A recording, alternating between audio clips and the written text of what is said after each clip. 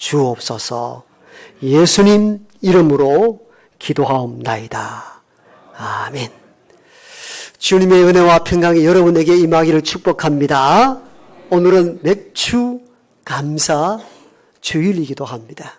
농경시대 속에서는 이스라엘인들이 밀농사를 짓고 수확하고 난 뒤에 이 모든 것을 주신 이가 하나님입니다라고 고백하며 드리는 감사의 절기가 맥주 감사절기입니다. 거기에 맞추어서 우리 교회는 53년 7월 5일 창립한 지 70주년이 되는 뜻깊은 해이기도 합니다.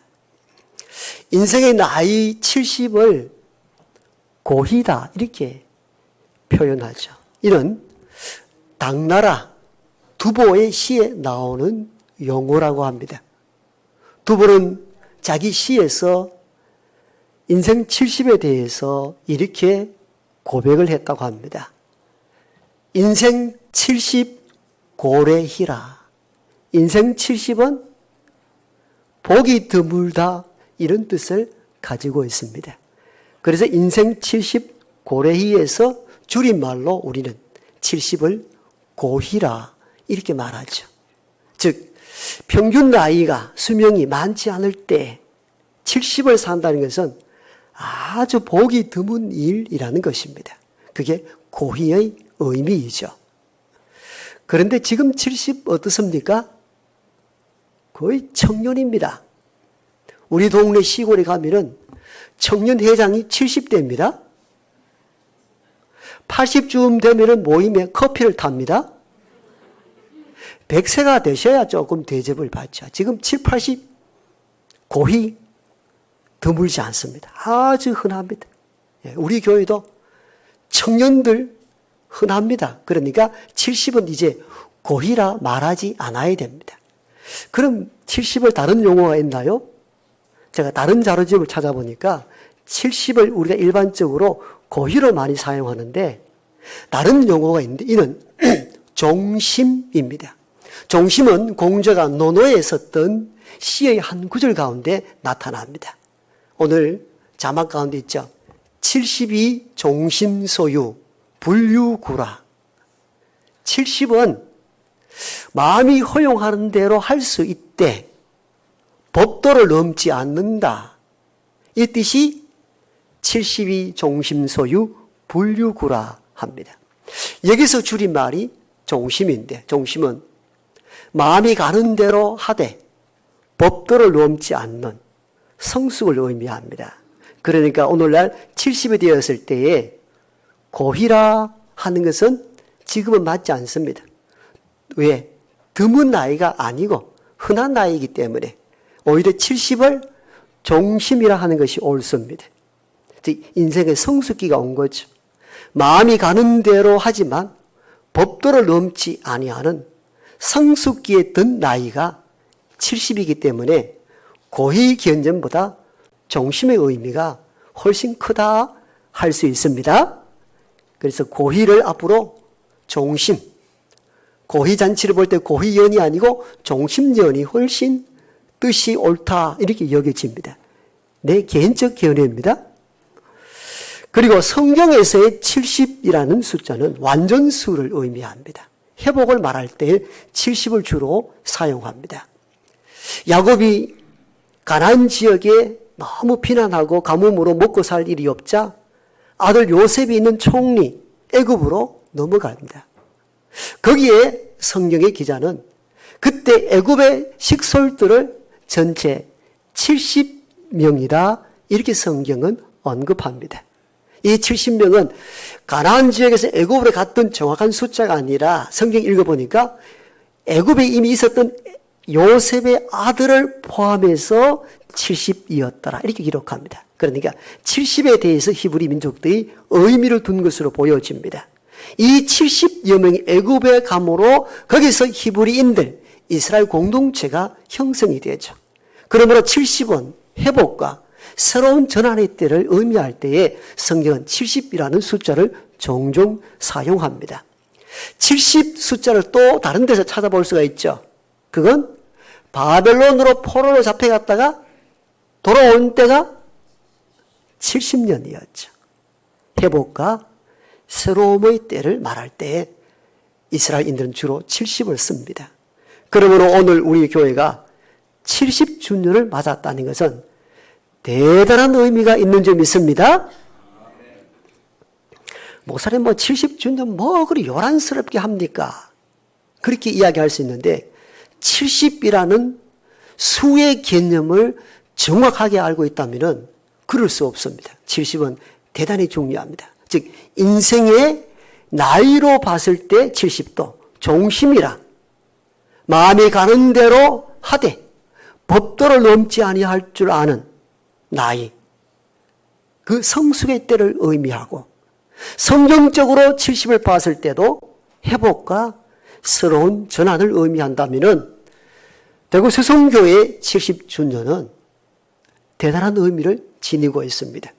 인생의 나이로 환산했을 때에도 70이면 종심으로 마음 가는 대로 할 수 있대 법도를 넘지 않는 성숙의 때가 우리 교회에 왔으며, 아멘. 성경적 70으로 봤을 때도 새로운 전환의 때, 회복의 때가 70년에 이른 줄 믿습니다.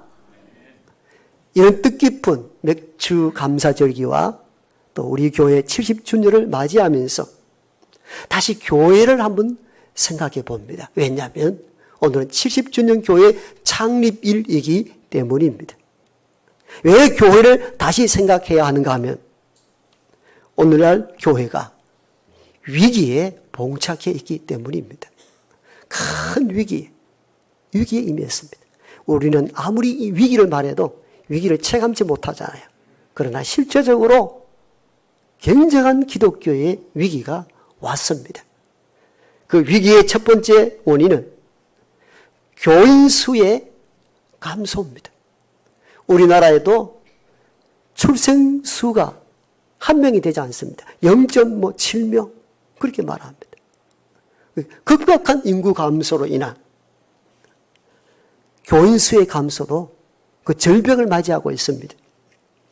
저와 여러분들이 오래 신앙했던 분들은요, 성장 시기에 경험했던 신앙인들입니다. 그래 잘 될 때, 특히 70년, 80년들은 세계 유례 없는 폭발적 성장을 이루었습니다. 이제 우리 교회도 7, 8월 달 되면 여름 성경학교를 준비하고 금요일마다 기도회를 열고 하는데요. 여러분, 우리가 어르신들 제만 하더라도 성경학교 할 때 어떻게 했습니까?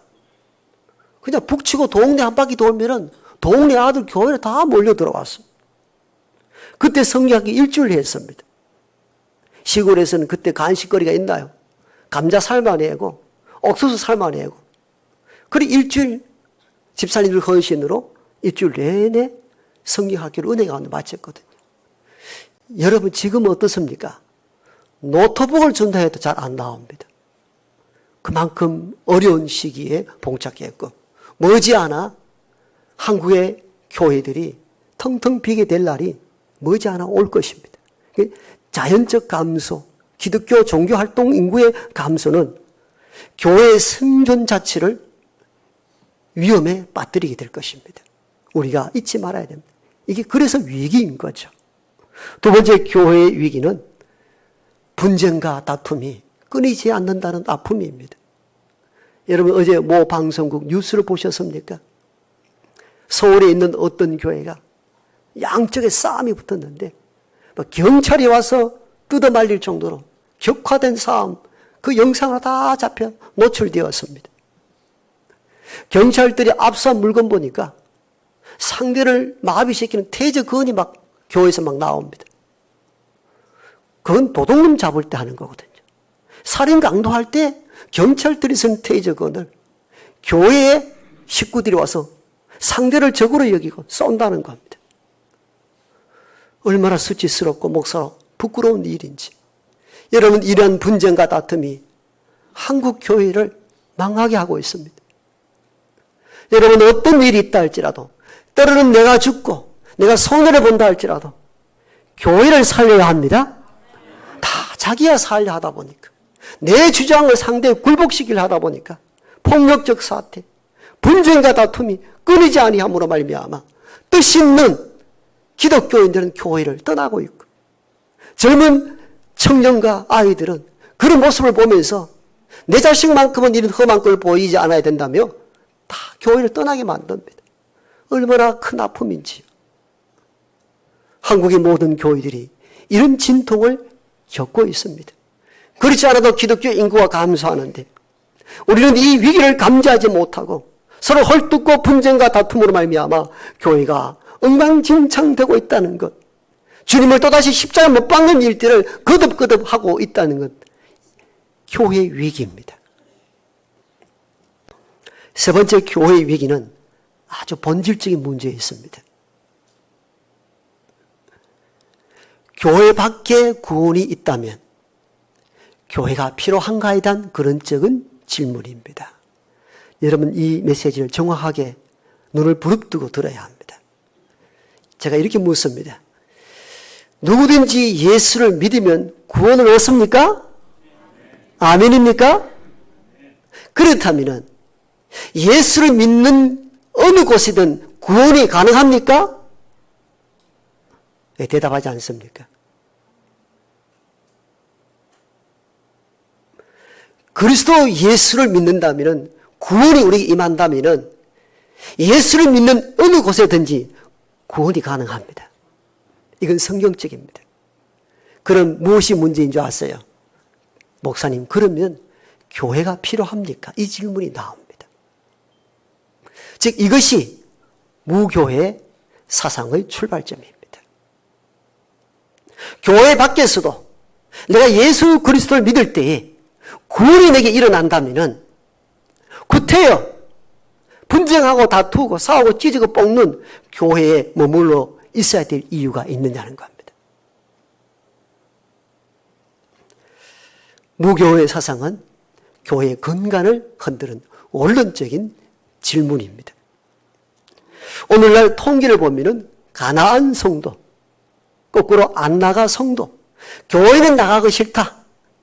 교회 분쟁과 다툼, 사람들 보니까 진질머리가 나. 그러나 예수님은 잃어버리고 싶지 않다. 이렇게 신앙을 붙잡고 홀로 신앙생활을 하는 분들을 조어, 신조어로 가나안 성도라 부릅니다. 제 연구 결과로는 가나안 성도가 적기는 100만에서 많기는 300만 명이 된다고 합니다. 우리가 다투고 분쟁을 일으키는 사이에 교회는 더 이상 나갈 수는 없겠고 혼자 신앙생활 하는 분들이 수백만 명이 된다는 겁니다. 그들의 논리가 뭔지 아세요? 예수 믿으면 될 것 아니냐는 겁니다. 교회에 가자 하면은 나 예수 믿어. 예수 믿고 구원 받을 수 있잖아. 성경에 이르기를 누구든지 예수를 나의 구주라고 고백하면 구원이 임한다 했잖아. 나 예수 믿어. 예수 잃어버린 적 없어. 무엇이라 말할 겁니까, 여러분들? 이게 현대 교회의 가장 큰 위기입니다. 이런 분쟁과 다툼을 멈추면 됩니다. 그런데 무교회 사상은 근본을 흔듭니다. 여러분 그런 적 없나요? 너무 상심이 되고 교회를 통해 너무 상처가 되었을 때 교회 출석지 아니하지만도 홀로 성경 읽고 기도하며 신앙을 지키는 분들이 있단 말이에요. 그들에게 교회의 필요성을 얘기할 수 있느냐는 겁니다. 이게 무교회 사상의 출발점입니다. 우리나라의 함석근 선생, 김교신 선생 다 이런 분들이 무교회 사상가들입니다. 그들이 예수를 버렸느냐고요? No, 버리지 않았습니다. 철저한 예수 중심주의입니다. 그럼에도 불구하고 왜 교회에 가지 않느냐? 가면 갈수록 신앙이 퇴보하더라는 겁니다. 오히려 답보 상태에 이르게 만들고 나를 더 힘들게 하더라는 겁니다. 왜 그런 교회에 우리가 있어야 하는가 하는 질문들. 어떻게 하시겠습니까? 오늘날 교회의 위기는 바로 이러한 여러 가지의 직면에 있습니다. 그렇다면 우리는 이 질문을 던져야 됩니다. 무교회주의자들처럼 이제 교회를 없애고 홀로 신앙하게 해야 하는가? 그럼에도 교회가 필요한가? 필요하다면 왜? 성경적 근거가 무엇인가에 대하여 말씀해야 합니다. 그래도 임마 교회를 나와야지. 그렇게 윽박 지를 수 있는 시대는 지나갔다는 겁니다. 무교회 사상을 이야기한다면 성경적으로 무엇이 옳고 그름에 대한 분명한 제시가 있어야 되는 거죠. 저는 성경을 읽고 연구하면서 그럼에도 불구하고 교회가 존재해야 된다는 사실을 성경을 통하여 깨달았습니다. 교회가 왜 있어야 됩니까? 분쟁과 다툼, 무게의 시대 속에 있지만도 교회가 존재해야 될 첫 번째 이유는 교회가 그리스도의 몸이기 때문입니다. 아멘입니까? 에베소서 1장 23절을 오늘 우리가 읽었습니다. 성경 보지 마십시오. 교회는 그의 몸이니, 따라합시다. 교회는 그의 몸이니. 무슨 말씀입니까? 교회가 그리스도의 몸이라는 겁니다. 잘 들어보십시오. 교회가 그리스도의 몸이라는 겁니다. 그러므로 교회가 곧 그리스도고 그리스도가 곧 교회라는 것입니다. 여러분, 왜 이러한 교회론이 나오는가 하면요, 예수님이 십자가에 죽고 사흘 만에 살아나시고 40일 동안 제자와 함께 이 땅에 계시다가 하늘나라로 부활 승천에 올라가십니다. 남아있는 제자들이 두려움을 느낍니다. 이 두려움의 실체가 무엇입니까? 보이는 예수님, 부활한 주님이 우리와 함께 있을 때에는 무서움이 없어요. 담대해져요. 왜? 우리가 어린 아이들이 부모가 있을 때는 전쟁이 나도 두려워하지 않잖아요. 부모가 나를 지켜주리라는 것 때문이죠. 부활한 주님이 우리와 함께 있었을 때는 두려움이 없었어요. 주님이 다 역사하시고 간섭하시고 죽었다가도 살아났는데 뭐 그까짓 일 뭐 대단하냐라고 믿고 주를 의지하고 따랐는데 40일 뒤에 부활 승천 하늘로 올리고 가셨어요. 이 땅에 주님이 보이지 않습니다. 만져지지 않습니다. 여기서 두려움을 느낀 제자들이 어디로 몰려갑니까? 광장으로 간 것이 아니고 좁은 마가의 다락방으로 몰려들었어요. 이 말의 의미를 알아야 됩니다. 두려웠단 말이에요. 두려웠어. 부활을 승천하고 난 뒤에 마가 다락방에 모인 것은 광장에 가서 주의 부활을 전구한 거 아니에요. 너무너무 무서워서 두려워서 마가 다락방에 숨어 들어온 거예요. 왜? 주님이 이제 계시지 않으니까. 눈으로 가시적으로 주님이 이제 보이지 않습니다. 만져지지 않습니다. 그래서 교회로는 여기서 굉장히 중요한 것을 제공합니다. 그리스도가 부활 승천하셨으나 이 땅에 그리스도가 어떤 식으로 존재하느냐? 교회로 존재합니다. 제 말 이해했습니까? 어려운 신학적 주제 같아 보이면 굉장히 쉽게 지금 접근합니다. 하늘로 올려가신 예수 그리스도가 지상에 어떤 형태로 존재하는가? 교회로 존재합니다. 그래서 바울은 이 진리를 알았습니다. 그리스도가 없는 것이 아니라 부활 승천하신 주님은 어떤 형태로 이 땅에 존재해 계시는가? 교회로 존재한다. 그래서 교회는 그리스도의 몸이라 고백한 것입니다. 여러분 얼마나 놀랍습니까? 즉 부활한 주님은 이 땅에 어떤 형태로 남아있는가? 교회의 형태로 자신을 드러내신 것입니다. 그것이 오늘의 교회입니다. 교회는 뜻맞는 몇 사람이 모여서 막 지어 올린 그것이 교회가 아니에요. 그건 교회 예배당에 불과하고 예수 그리스도를 나의 구주로 고백하는 교회 공동체는 그것이 주님의 몸인 것입니다. 그러니까 교회는 어떤 어려운 가운데서도 없어져야 될 존재가 아니라 그리스도와 함께 영원히 지상에 존재해야 될 것이 교회인 줄 믿습니다. 교회가 그만큼 소중한 것입니다. 그리스도의 몸이라니까요.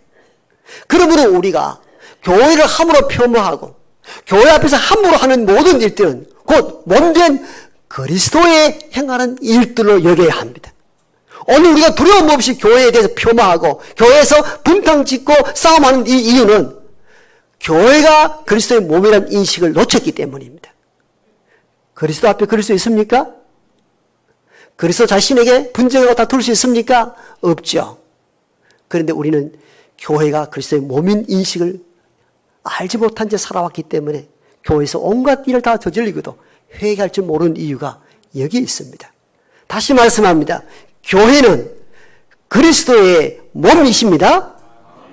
그러므로 그리스도와 교회가 분리가 불가능합니다. 제 말 잘 들으셔야 됩니다. 나는 예수를 믿는데 교회는 싫어. 성립이 안 된단 말이에요. 왜? 그리스도의 몸된 것이 교회고 교회가 곧 그리스도이기 때문에 그리스도와 교회가 분리가 불가능하다는 겁니다. 같이 가는 거예요. 그런데 우리는 이런 생각을 하죠. 난 예수는 좋은데 교회는 싫어. 성립이 불가능합니다. 다시 말씀하면 교회가 그리스도고 그리스도가 곧 교회입니다. 아멘이십니까? 이 구조가 없으면 판판이 무너집니다. 그러면 여러분들은 그 다음에 설교 시간에 질문할 수 없죠. 스스로 이런 질문을 해야 됩니다. 그럼 목사님, 싸우고 찢고 뽑고 하는 모든 교회도 교회입니까? 이 질문을 던지셔야 합니다. 보다 보편적 질문을 던지면 지상에 있는 모든 교회가 그리스도의 몸이라고 해석한다면 그 모든 교회가 그리스도와 동일하게 가치를 가지고 있습니까? 이 질문을 던지셔야 됩니다. 왜냐하면 제가 논제를 어떻게 펼쳤습니까? 교회가 그리스도의 몸이니 분리가 불가능하다고 말씀드렸잖아요.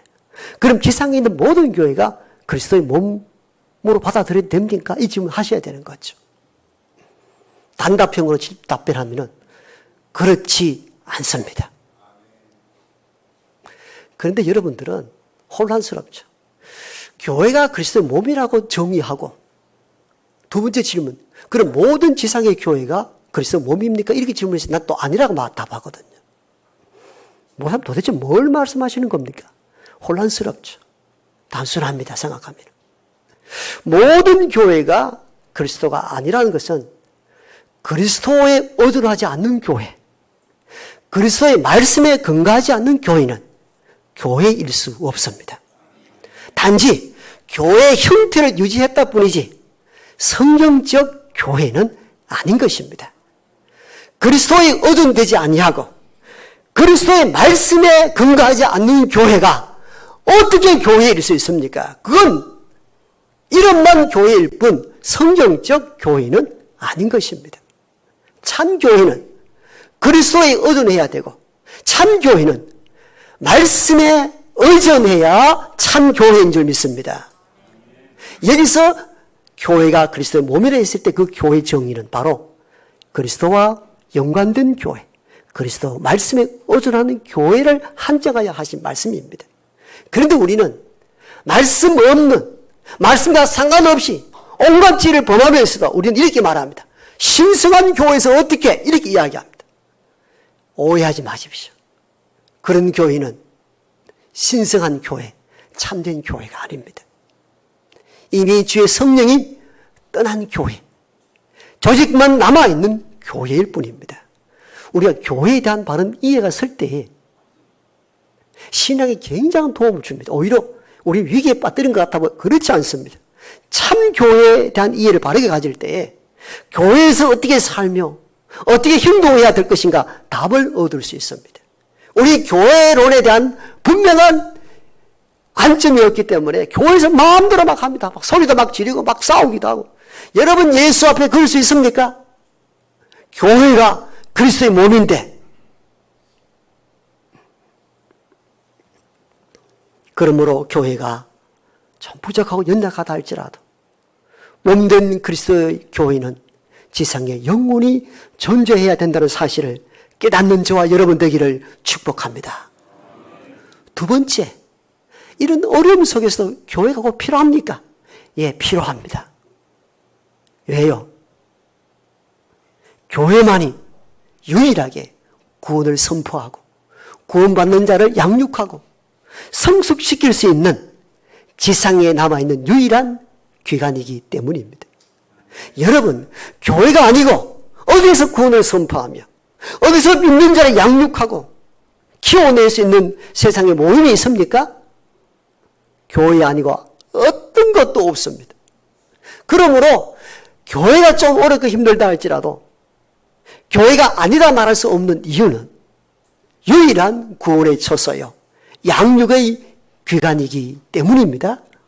그래서 교회가 필요한 것입니다. 얼마나 소중한 것이 모릅니다. 앞에서 제가 무교회주의자를 얘기했죠. 김교신 선생이 일본에 유학을 갔습니다. 노방전도팀에 의해서 예수를 믿게 되었습니다. 처음 전통적 교회를 갔는데 6개월 만에 교회가 분탕이 일어나서 목사를 쫓아냅니다. 그걸 본 유학생 김교신이 큰 충격을 빠집니다. 교회가 사랑이 가득하고 존중과 배려가 있어야 되는 것으로 이해했는데 내가 죽어 십자가 지고 사람을 살리는 것이 교회인 줄 알았는데 사람을 쪼개고 분장 지는 것을 보면서 큰 충격에 빠지고 교회에서 이탈하게 됩니다. 예수를 버릴 수 없었던 김교신 선생은 당시에 일본의 유명한 세계적 신학자 우치무라 간조 문화생으로 들어가게 됩니다. 우치무라 간조의 시작은 뭐냐면은 종교개혁의 정신은 기존의 교회를 탈피하고 예수 정신으로 사는 것이라 말하면서 무교회주의를 창시한 대신학자가 우치무라 간조입니다. 우리가 말하는 내촌간삼. 그분의 문화생으로 오랫동안 수년 동안 사사를 받습니다. 말 그대로 거기에서 그리스도의 정신을 배우게 됩니다. 그리고는 교회 조직체가 신앙을 복돋우는 것이 아니라 오히려 믿는 자들을 피폐하게 만든다고 생각합니다.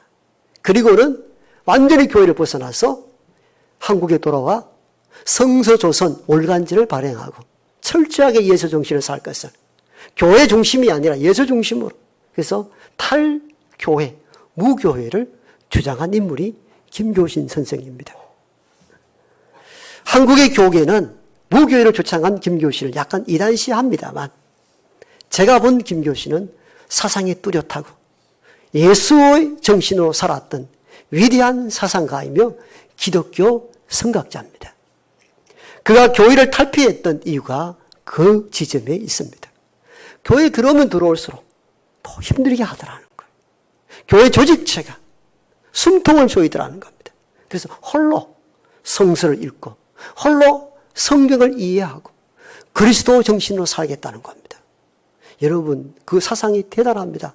폄하해서는 안 됩니다. 그러면은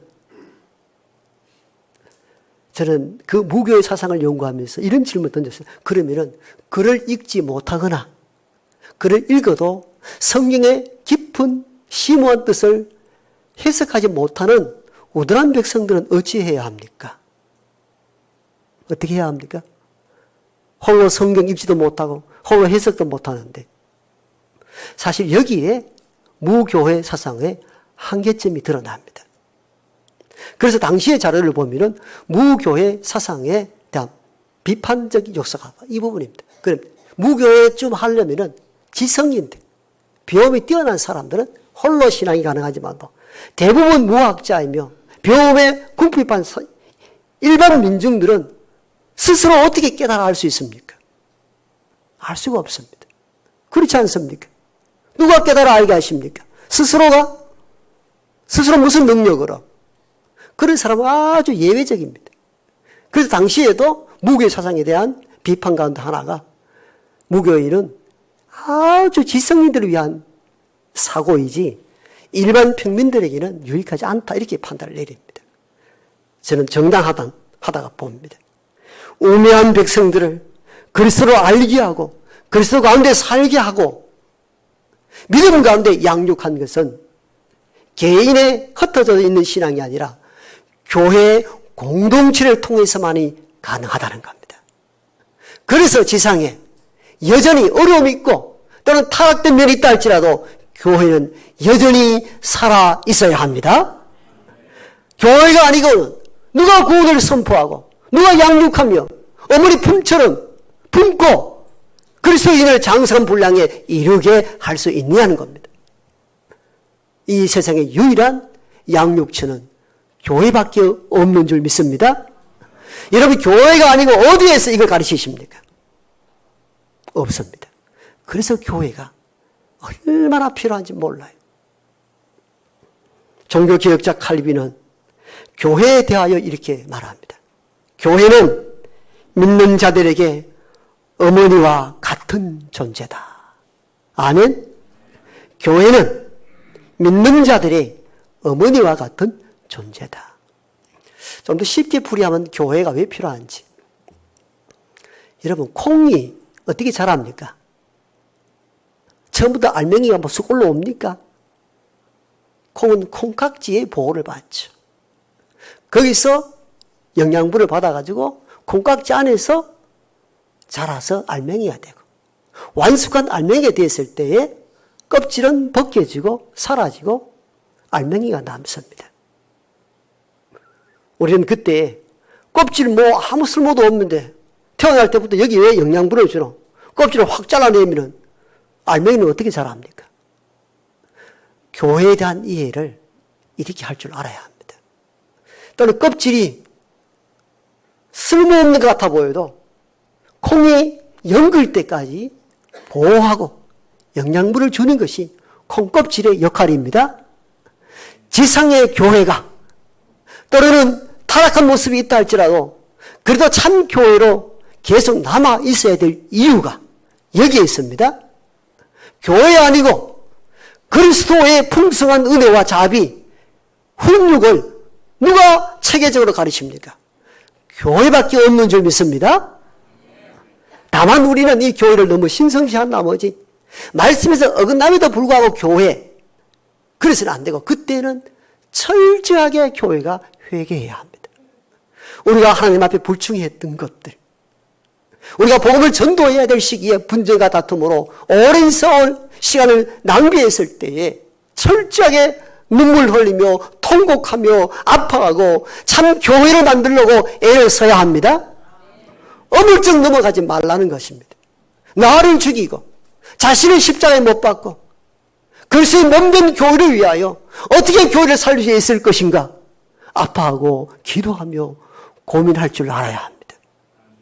교회가 되든 말든 무너지든 말든 연약한 성도들이 교회를 가든 말든 내 주장을 다 펼쳐서 자기를 주장할 것이 아니라 때로는 그것이 정당한 주장이라 할지라도 십자가 앞에 자신을 내려놓고 죽는 심정으로 교회를 살리는 일에 우리 모두가 쓰임받아야 합니다. 그것이 성도입니다. 70주년 참 기쁨의 날입니다. 기뻐하십시오. 여러분 70이 보통 숫자가 아니라니까요. 70년 동안 이 교회가 여기 온다는 사실 자체가 하나님의 은혜요 기적인 줄 믿습니다. 그 교회를 이제 우리가 새로운 70년을 향하여 소망을 걸고 헌신할 줄 알아야 합니다. 믿음의 선조들이 지켜왔던 신앙의 자리, 교회가 있으므로 저와 여러분들이 그 못자리에서 양육을 받아 오늘 목사가 되고 장로가 되고 권사와 집사가 된 줄 믿습니다. 그냥 된 것이 아니잖아요. 그러므로 이후 세대를 위해서 지금 우리가 그 토대를 마련해야 될 중요한 시점이 70년의 시점입니다. 오시다 보면 많은 하분들이 왔죠. 저는 반갑기도 하면서도 굉장히 부담으로 왔습니다. 교계에서 또 출한 교우들이 70년 기쁘다고 화분을 보내주는데 앞으로 70년 토대를 마련해야 될 단임 목사로서 어떻게 할까에 대한 고민들이 왜 없겠습니까? 기쁨에 도취되는 것은 순간이고 행사는 일순간입니다. 이 뜻과 의지를 모아서 다음에 70년 100년의 세월들을 저와 여러분들이 준비해야 될 때입니다. 교회를 아끼십시오. 교회를 사랑하십시오. 그리스도는 자기를 죽여 이 땅에 남기신 것이 교회입니다. 그래서 바울은 이 진리를 체득했습니다. 교회는 그의 몸이니, 여러분 얼마나 중요한 논술입니까? 교회는 그의 몸이니 그의 몸 안에서 모든 것이 충만할 것이라. 여러분 놀라지 않습니까? 전 이 한 구절이 얼마나 놀랍게 와닿는지. 교회가 바로 이런 것이구나. 그래서 교회가 부족하고 연약함이 있을 때 엎드려 기도하고, 교회가 쇠락기에 놓여 있을 때 어떻게 교회를 부흥하게 할까 고민하며 기도하는 수성교의 모든